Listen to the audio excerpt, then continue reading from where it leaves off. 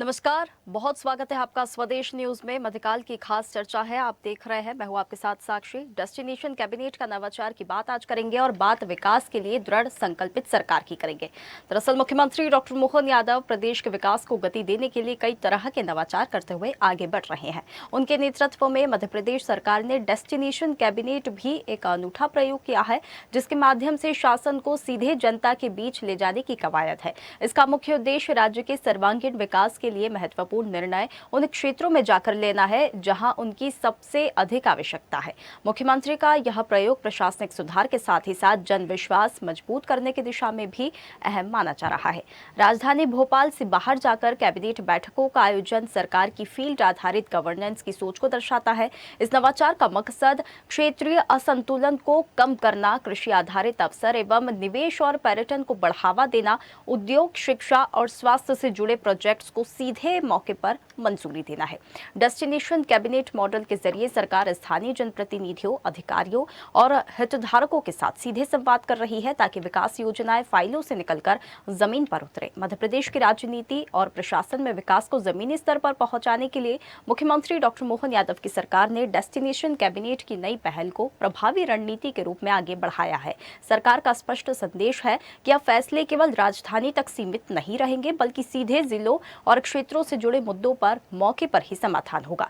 मुख्यमंत्री डॉक्टर मोहन यादव का मानना है कि डेस्टिनेशन कैबिनेट से प्रशासनिक संवेदनशीलता बढ़ेगी, स्थानीय जरूरतों को प्राथमिकता मिलेगी और योजनाओं के क्रियान्वयन में तेजी आएगी।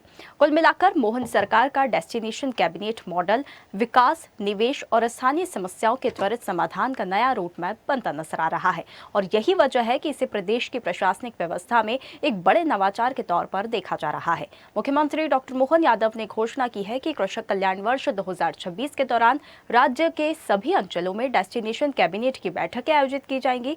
सरकार की योजना प्रदेश के सभी संभागों, महत्वपूर्ण क्षेत्रीय केंद्रों तक पहुंचने की है। तो माना जा रहा है कि आगामी बैठकें मालवा, विंध्य, महाकौशल और ग्वालियर चंबल जैसे विभिन्न क्षेत्रों के विकास और वहां की स्थानीय समस्याओं पर आधारित होंगी। आइए इस पर क्या कुछ प्रतिक्रिया है, सुनाते हैं। 1% ये हमने कहा कि जैसे निमाड़ अंचल में हुई है, आने वाले समय में अलग अलग अंचलों में इस प्रकार का क्रम जारी रहेगा। व्यवस्थाओं के बलबूते पर ये कृषि कैबिनेट, ये मैं मान सकता हूँ कि ये सफलता के सारे सोपान पूरे कर रहे हैं। ये जो हमारे एक तरह से ऐसे स्थान पर माने हमारे सारे उप मुख्यमंत्रियों मंत्रीगण सबने कहा है कि वो सब पहली बार आए, तो ये डेस्टिनेशन का मतलब ये है कि हम एक दूसरे स्थान से परिचित हों, वहाँ की सारी अच्छाइयों को जाने, तो हमारे इस पूरे राज्य में इस प्रकार के प्रयोग का ये लाभ मिलेगा।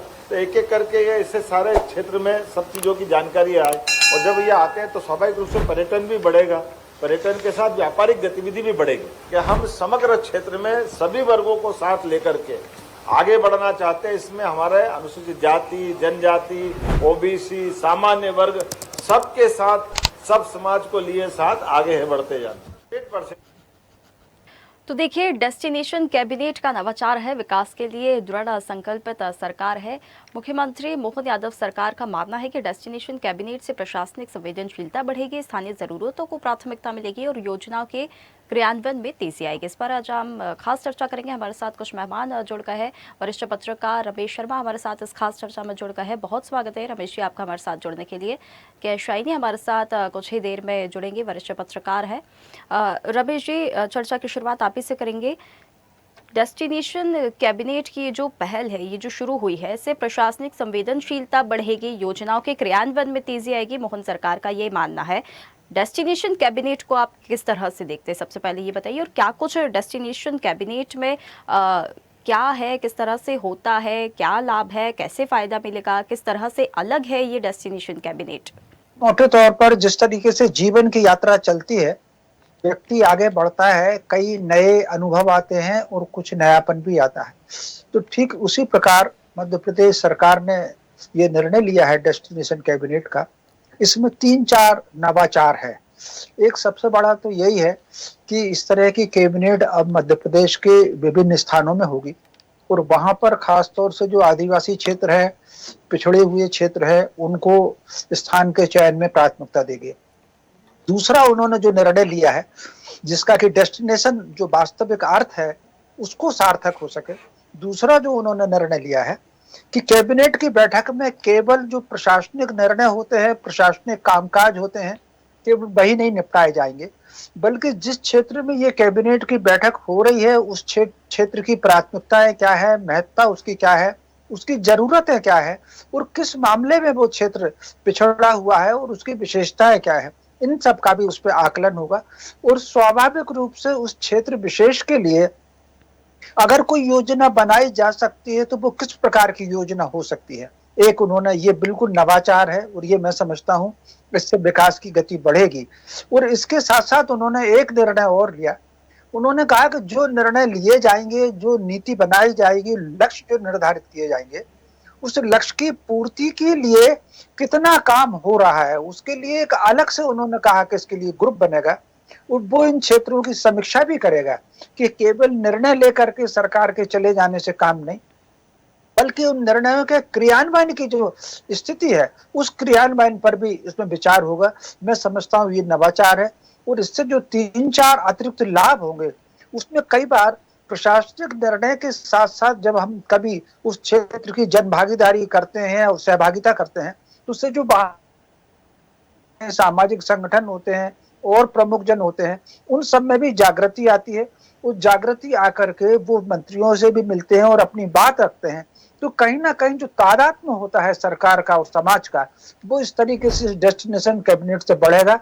मैं समझता हूँ ये नवाचार अच्छा है। जी बिल्कुल रमेश जी, थोड़ा और मैं इसको समझना चाहूंगी डेस्टिनेशन कैबिनेट को। जिस प्रकार से आपने बोला कि हो सकता है आदिवासी क्षेत्र को साधने का यहाँ पर प्रयास किया जा रहा है, पिछड़े क्षेत्रों को साधने का प्रयास किया जा रहा है, निर्णय यहाँ पर लिए जाएंगे, तो किस प्रकार से ये डेस्टिनेशन कैबिनेट अलग है? क्योंकि मान लीजिए राजधानी भोपाल में मोहन कैबिनेट की जो बैठकें होती थी वहाँ जो निर्णय लिए जाते थे और डेस्टिनेशन कैबिनेट में जो निर्णय लिए जाएंगे वो किस प्रकार से अलग अलग होंगे, और ये सुनिश्चितता कैसे मिलेगी कि डेस्टिनेशन कैबिनेट में जो निर्णय लिए जा रहे हैं उनका क्रियान्वयन 100% होगा ग्राउंड लेवल पे? देखिए, मोटे तौर पर भोपाल में जो कैबिनेट होती है, कैबिनेट की बैठकें होती हैं, वो मंत्रालय में होती हैं जी। मंत्री आते हैं, सारे अधिकारी आते हैं, बैठकें होती हैं और सब चले जाते हैं। उसमें जनता की भागीदारी उसमें बिल्कुल नहीं होती। वो एक प्रशासनिक क्षेत्र है मंत्रालय, वहां से होकर के चले जाते हैं। कई बार कैबिनेट की बैठक के लिए विधायक वगैरह मिलने आ जाते हैं, वो ये सोच करके मिलने आ जाते हैं कि चूंकि अब कैबिनेट की बैठक है, मुख्यमंत्री भी मिल जाएंगे, विधायक भी मिल जाएंगे, हम अपनी बात रख सकेंगे, सांसद भी आ जाते हैं। ये एक बात अलग हो गई। तो इसमें जन भागीदारी या लोगों से मिलना जुलना नहीं होता। लेकिन ये जो डेस्टिनेशन कैबिनेट के रूप में जो स्थानीय स्तर पर बैठकें होंगी, जैसे कल बड़वानी में भी हुई, तो स्वाभाविक रूप से जहां ये बैठकें होगी जो अभी आया है उनका, उसमें वहां के जितने जनप्रतिनिधि हैं, जो प्रमुख जनप्रतिनिधि है, वो पंच सरपंच से लेकर के वहां के सांसद विधायक तक, वो सब मंत्रियों से मिल सकेंगे। और चूंकि पूरी कैबिनेट वहां पर उपस्थित होगी तो उस क्षेत्र में किसी भी कोई, मान लीजिए कोई सिंचाई का कोई काम अधूरा है, कोई कृषि का कोई काम अधूरा है, कोई शिक्षा विभाग से संबंधित कोई काम है, चिकित्सा से कोई संबंधित काम है, तो वो सारे प्रतिनिधि अपने क्षेत्र की जरूरत और अपनी समस्या संबंधित मंत्री से चर्चा कर सकेंगे। ये डेस्टिनेशन कैबिनेट के जो नाम से उन्होंने तैयार किए हुए हैं उसमें ये है। ये केवल इतना नहीं है कि आप जैसे कभी पचमढ़ी में हुआ करता था, कैबिनेट की बैठक और आ गए सारे के सारे अधिकारी और मंत्री, लेकिन ये जो इस बार जो निर्णय लिया है वो लोगों से मिलेंगे और लोगों से मिल करके वो फिर इसमें दो तरह की बात है।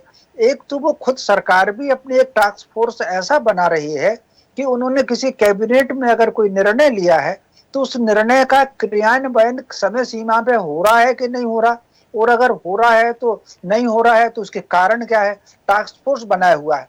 इसके अलावा अगर उस क्षेत्र की कोई विशेषता है, विशेष कोई समस्या है या कोई योजना पूरी नहीं हो रही है, तो उस क्षेत्र के जो जनप्रतिनिधि हैं वो भी सरकार से मिलकर के उस बात को बता सकेंगे। तो मैं समझता हूं इससे कहीं ना कहीं काम में इसमें गति आएगी, और काम में गति आकर के जनता के बीच का कहीं ना कहीं एक जो मनोवैज्ञानिक दूरी होती है मंत्री से, विधायकों से, सरकार से, वो दूरी भी इसमें कम होगी। मैं समझता हूँ ये नवाचार इस दृष्टि से, कई दृष्टियों से बहुत अच्छा है। बस उसको क्रियान्वयन के स्तर पर यह देखा जाना चाहिए कि इसका क्रियान्वयन कैसे होता है। ये सैद्धांतिक रूप से निर्णय जो नाम से इसके तैयार किए गए हैं, ये दोनों बहुत अच्छे हैं। जी बिल्कुल सबसे बड़ा चैलेंज जो होता है रमेश जी, बड़ी चुनौती होती है, वही होता है कि कोई भी योजना अगर लाई जा रही है तो उसका क्रियान्वयन ग्राउंड लेवल पर कितना तेजी से हो रहा है। हमारे साथ वरिष्ठ पत्रकार के एस शाइनी भी हमारे साथ जुड़ गई है। शाइनी जी, क्या आपको मेरी आवाज आ रही है? हेलो जी जी, हाँ, मेरी आवाज आ रही है? बिल्कुल जी, बिल्कुल नमस्ते शाइनी जी, साक्षी। बहुत बहुत स्वागत है आपका हमारे साथ जुड़ने के लिए। जी, नमस्ते डेस्टिनेशन कैबिनेट की आज हम बात कर रहे हैं। मोहन जी, सरकार का भी मानना है प्रशासनिक बदलाव आएंगे, तेजी आएगी, क्रियान्वयन में तेजी आएगी। रमेश जी जी, से भी हमने इस पर चर्चा की। तो कहीं ना कहीं जी, आदिवासी क्षेत्रों को साधने की कोशिश है, पिछड़े क्षेत्रों को साधने की कोशिश है, और निर्णय जो है वो यहाँ पर सकारात्मक आएंगे और तेजी से यहाँ पर लिए जाएंगे। उनका क्रियान्वयन भी ग्राउंड लेवल पर तेजी से होगा। किस प्रकार से आप डेस्टिनेशन कैबिनेट को देखती है, जो अन्य कैबिनेट जो होती है मंत्रालय में होती, ये उससे कितनी अलग है और कितनी ज्यादा प्रभावी है? जी, नमस्ते साक्षी जी, आपके पैनलिस्ट और दर्शकों को मेरा नमस्कार। जैसे रमेश जी ने अभी बताया था कि मेरे इसमें एक चीज ये जोड़ूंगी, जैसे क्या होता है जब आप भोपाल में बैठ के काम करते हो, पूरी कैबिनेट यहाँ पे होती है, निर्णय यहाँ पे होता है, तो वो वैसे होता है जैसे वन साइज फिट्स ऑल, एक ही साइज जो है सबके लिए बना देते हैं। जबकि हमारे देश में इतनी विभिन्नता है, और हमारे मध्य प्रदेश में हम देखेंगे तो हर क्षेत्र की जरूरत अलग है और हर जगह की वैल्यू अलग है। कहीं पे हमारा गेहूं अच्छा है तो कहीं पे हमारा कॉटन अच्छा है, कहीं पे हमारा वुड अच्छा है, कहीं पे टेक्सटाइल का मिल अच्छा हो सकता है, कहीं पे रॉ मटेरियल्स है, नेचुरल रिसोर्सेस है। तो हर जगह का, हर डिस्ट्रिक्ट का अपना एक महत्व है, अपना वो अलग है। तो जब हम एक उस डेस्टिनेशन मीटिंग करते हैं, डेस्टिनेशन कैबिनेट होता है, तो जनता आपके पास नहीं आती है, सरकार जनता के पास जा रही है, और वहाँ का जो लोकल जो जरूरतें हैं उसके हिसाब से हम सारा नियम कानून और व्यवस्था बनाते हैं। तो आप सोचिए कितना बड़ा फर्क आएगा उससे, क्योंकि हम एक ही तरह से सबको नहीं नाप रहे हैं और एक ही तरह से सबके लिए नहीं रूल्स बना रहे हैं। हर डिस्ट्रिक्ट का, हर जगह के हिसाब से वहाँ पे निर्णय लिया जाएगा, वहाँ का समस्याएं समझी जाएंगी, वहाँ के लोगों की जरूरतों को समझी जाएगी, और वहाँ का जो वैल्यू है उसको भी समझा जाएगा, और जो उनकी परेशानियां उसको भी हैंडल किया जाएगा। तो मुझे लगता है कि ये बहुत ही अच्छा एक प्रयास होगा जब सरकार खुद अलग अलग जगह जाके वहाँ पे बैठ के उस जगह के हिसाब से आप एक निर्णय लेते हो, वहाँ को उसको डेवलप करते हो, वहाँ पे इंडस्ट्री लाने की कोशिश करते हो, वहाँ की जरूरतों के हिसाब से आप इंडस्ट्री लाओगे, वहाँ के जरूरत के हिसाब से आप एक व्यवस्था तैयार करोगे।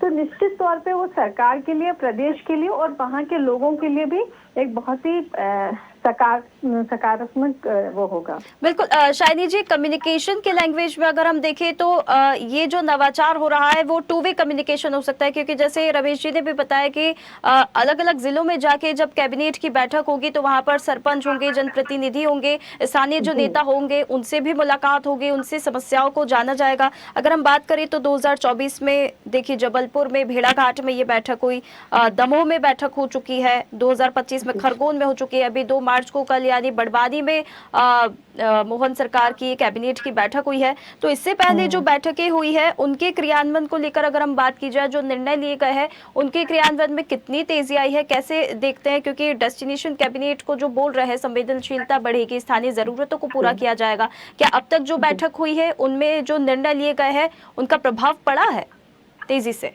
जी देखिए, कोई भी जो निर्णय लिया जाता है उसका जो रिजल्ट आने में टाइम लगता है, लेकिन निश्चित तौर पे जब आप जैसे आपका अपना आप एक कपड़ा बनवा जाती है और आप बोलो कि आपके परिवार के सभी लोगों के लिए उसी तरीके का कपड़ा बना दें, है ना, तो वो तो सबको नहीं फिट आएगा। जब हम उसी डेस्टिनेशन में जाके वहाँ पे मीटिंग करते हैं, वहाँ के जरूरत के हिसाब से हम उसको क्रियान्वयन करते हैं कार्यों को और निर्णय करते हैं, वहाँ पे वहाँ की जरूरत के हिसाब से हम कानून बनाते हैं, या वहाँ के जो लोगों के हिसाब से उनके लिए सहूलियत के हिसाब से वहाँ पे कार्य करते हैं, तो निश्चित तौर पे आने वाले समय में उसका रिजल्ट दिखेगा। ये रिजल्ट ऐसा नहीं होगा कि हमने मीटिंग पिछले महीना कर लिया और इस महीने हमें रिजल्ट आ जाएगा। रिजल्ट आने में निश्चित तौर पे समय लगेगा, लेकिन जो रिजल्ट आएगा अगर इसमें हम इसी पे फोकस करके काम करेंगे तो आगे चल के वो जो रिजल्ट आएगा वो ज्यादा बेहतर होगा, क्योंकि हर जिले, हर क्षेत्र के हिसाब से हमने उसको डिजाइन किया है।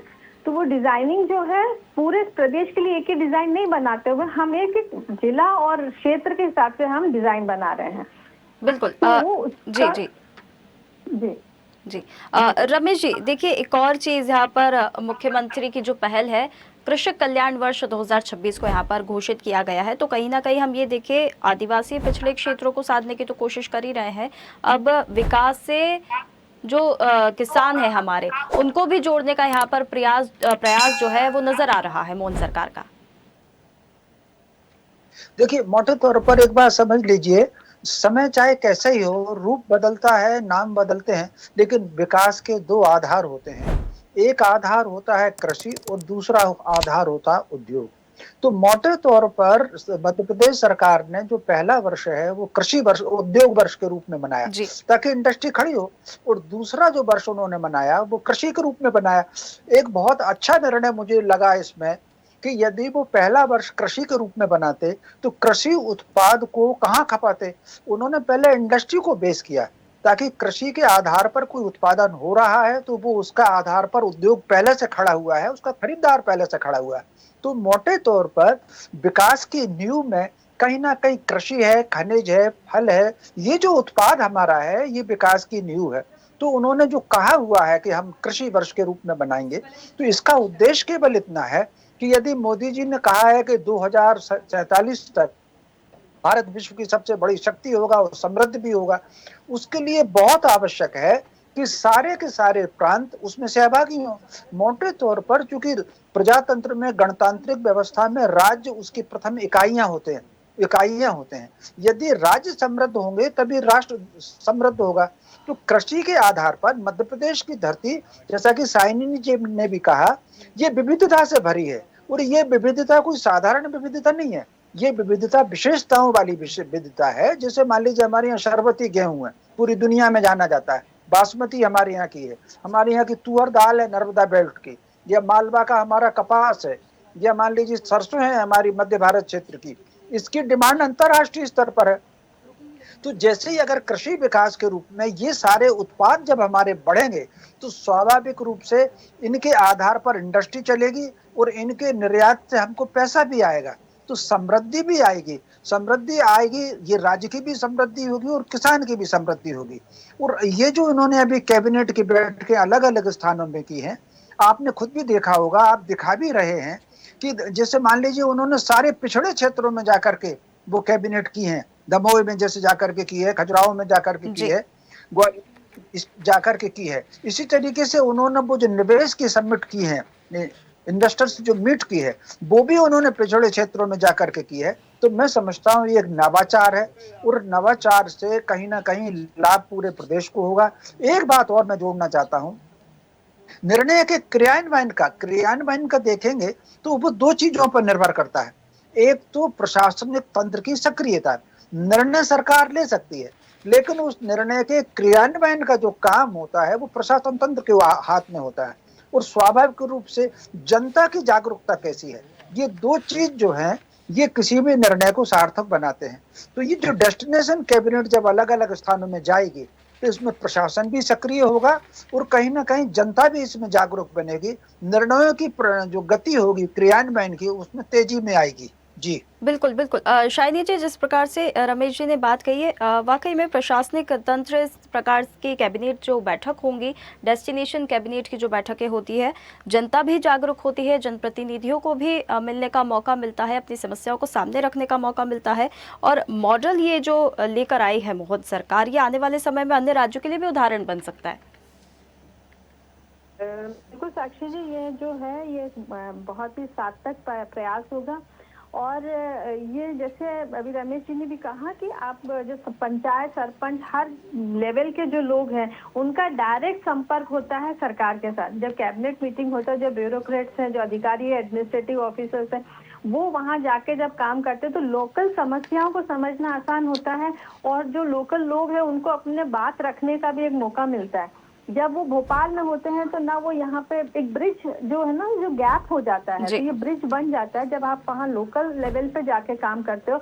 और जो अधिकारी है उनका भी जो फीडबैक है वो कहाँ से आता है, जब वो भोपाल में बैठे रहते हो कोई ना कोई आके उनको फीडबैक देता है, ऐसा है, और वो वैसा कर लेते हैं। जब आप ग्राउंड लेवल पे जाके काम करते हो तो आप सीधे देखते हो कि वहाँ समस्या क्या है, आपको समझ में आता है, तो आपकी दृष्टि जो है वो भी बदल जाती है। एक जो देखने का तरीका बदल जाता है, आपका निर्णय लेने का तरीका बदल जाता है, क्योंकि आपको सामने दिख रहा है जो समस्या है, और सुनने में और सिर्फ खुद अनुभव करने में दोनों में बहुत अंतर होता है। तो जब इस तरह जी। की मीटिंग्स होती हैं लोकल लेवल में जाके, आप गरीब बस्तियों में जाके, ऐसे क्षेत्र हैं जो ट्राइबल इलाका है, वहाँ पे बहुत संपन्नता भी है जिसको हमें हमारी जानकारी में ही नहीं रहती, क्योंकि हम तो किताबों में जो लिखा है वही चीज समझते हैं, पर हकीकत में वहाँ जब जाके हम अनुभव लेते हैं तो वो एक अलग तरीके के आपको नॉलेज मिलता है। तो उसी के बेस पर जब हम काम करते हैं, दोनों का एक मिलाव होता है, जो हमने पढ़ा है और जो हमने वहाँ पे अनुभव लिया है, वो दोनों को समन्वय होकर उसके बाद जो निर्णय बिल्कुल शाइनी जी, जैसे मैंने पहले भी कहा, ये एक टू वे कम्युनिकेशन हो जाएगा। जैसे भोपाल मंत्रालय में बैठ के बैठक हो रही है तो एक वो वन वे कम्युनिकेशन हो जाता है कि यहाँ से निर्णय लिए गए हैं, उसके बाद फिर वो लोगों तक पहुँचते हैं। होता है साक्षी जी, वो बहुत सीमित होता है, जो वन वे भी होता है ना, वो बहुत लिमिटेड लोगों को एक्सेस होता है वहाँ तक, और उसी बेसिस पे आप निर्णय लेते हो। बिल्कुल बिल्कुल। तो यहाँ पे जो है वाइडर हो जाता है। बिल्कुल शाइनी जी, एक लास्ट कमेंट आपसे लेना चाहूंगी। कोई भी योजना अगर लाई जाती है या कोई भी निर्णय फैसला लिया जाता है तो उसके चैलेंजेस भी होते हैं, तो ऐसे कौन से 3 चैलेंजेस हैं जो डेस्टिनेशन कैबिनेट का जो ये फैसला लिया गया है उसमें देखने के लिए मिल सकते हैं, और किस प्रकार से उस पर वर्क करना चाहिए? देखिए, उसके लिए सबसे पहले तो लोगों का जनमानस तैयार होना। ये जनमानस न केवल स्थानीय लोगों का बल्कि प्रशासनिक तंत्र का भी जनमानस तैयार होना, क्योंकि उन सब लोगों के लिए वहां जाना, तो जनमानस का तैयार करना और उसको फिर उत्साह से उनको क्रियान्वयन, उनको काम में लगाना, ये सबसे बड़ा चैलेंज होता है। निर्णय को क्रियान्वयन के लिए उत्साह और उनका जुट जाना काम में, तो काम में सबको जुटाना, ये सबसे बड़ा चैलेंज है वो। जी बिल्कुल शाइनी जी, काम में जुटाना, रमेश जी ने एक यहाँ पर चैलेंज की बात कही है। दो और जो यहाँ पे जो अपन बोल रहे हैं, इसका जो फायदा है वो ही वहाँ पे चैलेंज भी है जी। जो फायदा है वहाँ पे जाके सबसे मिलना करना, तो वो मिलना और जो एक तरह से समन्वय बनाना, उनकी बातें सुनना, इसमें जो अधिकारी है उसके आदी नहीं होते हैं। जब वो जाते हैं वहाँ पे उनके लिए बहुत बड़ा चैलेंज है इतने लोगों से मिलना। वहाँ के सारे गांव वाले जो लोग हैं वो आपसे आके मिलना चाहेंगे, आपसे बात करना चाहेंगे, अपनी समस्या रखेंगे। तो आप सोचिए जो अधिकारी है वो जैसे भोपाल में अपने वल्लभ भवन में बैठ के या सेक्रेटरीट में बैठ के निर्णय लेते हैं और वो अपने एक कैबिन में बैठ के काम करते हैं, आज उनको वहाँ पे जाके करना पड़ेगा, जो कि एक बहुत बड़ा एक चैलेंज भी है उनके लिए। लेकिन शाइनी जी, आपने ये जो चैलेंज की बात कही है, अगर इसको हम दूसरे नजरिए से, सकारात्मक नजरिए से अगर हम देखें तो इससे प्रशासनिक तंत्र है वो मजबूत होगा, तो जो निर्णय लिए जाएंगे वो और प्रभावी तौर पर लागू होंगे और तेजी उनमें आएगी। अगर उस नजरिए से भी हम उस पहलू से भी देखें, सकारात्मक पहलू से, कि उन्हें आदत नहीं होती है, लेकिन इससे प्रशासनिक तंत्र मजबूत होगा और ज्यादा एक्टिव हो जाएंगे अधिकारी। बिल्कुल सही बात, वही मैंने कहा, जो यहाँ पे फायदा है वही चैलेंज भी है। दोनों एक ही सिक्के के दोनों पहलू हैं कि आपको जब इस तरह के आप जाओगे और मिलोगे तो निश्चित तौर पे आपका अच्छे निर्णय ले सकते हो, अच्छे फीडबैक आ सकता है आपके पास, और उसका जो इम्प्लीमेंटेशन है वो भी अच्छा हो सकता है, क्योंकि आपको ग्राउंड लेवल की रियलिटी पता होती है। और दूसरी बात है कि सारे वहाँ जाकर वहाँ पे मिलना, लोगों के साथ बैठना, वहाँ पे इस तरह के कार्य करना, एक समन्वय बनाना, ये अपने आप में चैलेंज है। एक बार आप ये कर लोगे तो निश्चित तौर पर जो रिजल्ट आएगा उसका वो बहुत अच्छा होगा, कई गुना फायदेमंद होगा, क्योंकि हर एक व्यक्ति जो है, हर जनता से आप जुड़ रहे हो, जनता की समस्या आप सीधे सुन रहे हो, डायरेक्ट कम्युनिकेशन हो रहा है आपका और डायरेक्ट फीडबैक मिल रहा है आपको, चाहे वो पॉजिटिव हो, वहाँ की समस्याएं हो, या वहाँ के जो गुणवत्ता है, जो उनके वहाँ पे जो उनके जो एफर्ट्स है, जो पॉजिटिव चीजें हैं, वो भी आपको समझ में आती हैं। बिल्कुल रमेश जी, इस चैलेंज की तो बात कही, और वाकई में अगर ये चैलेंज है और इसको सकारात्मक नजरिए से भी देखें तो ये बहुत अच्छा भी हो सकता है। दूसरा एक थोड़ा कंसर्न ये है कि कैबिनेट बैठक आप कर रहे हैं, डेस्टिनेशन कैबिनेट आप कर रहे हैं, आप ये बोल रहे हैं कि हम वहाँ के आदिवासी क्षेत्रों को साधेंगे, उन जन समस्याओं को साधने की कोशिश करेंगे, निर्णय यहाँ पर तेजी से लिए जाएंगे। यदि अगर कोई निर्णय लिया जाता है उसमें सरकार सफल नहीं होती है और यदि वहाँ की समस्या जस की तस बनी हुई होती है, तो ये कहीं ना कहीं ये जो निर्णय है, ये जो मॉडल है, ये फेल होता हुआ नजर आएगा। फिर ये भी एक बड़ा चैलेंज नजर आता है। रमेश जी।